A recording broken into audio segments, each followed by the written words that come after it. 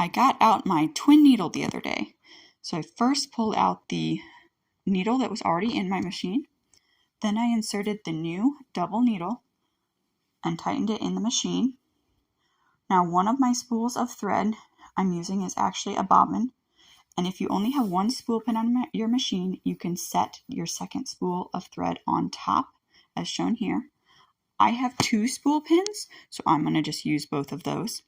First, I'm starting with my bobbin thread, and I'm threading it through the machine, just like you normally would with a normal needle. Then once I get to the end, you'll see that I thread the left needle of that twin needle with my first thread here that's coming from the bobbin. After that, I took that other spool of thread and just threaded it through the machine, just using the same path as that first thread, and I threaded the needle on the right then. Next, you're ready to sew with it.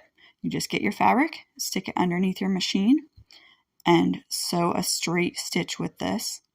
Make sure your presser foot is wide enough for both of those needles to fit in there, and then just start sewing. So you should have two threads on the top of this side of the fabric and one that's going to be catching from the bobbin. Nice thing about this stitch is that it is stretchy, so if you sew knits with it, it should stretch with the fabric and it won't tear.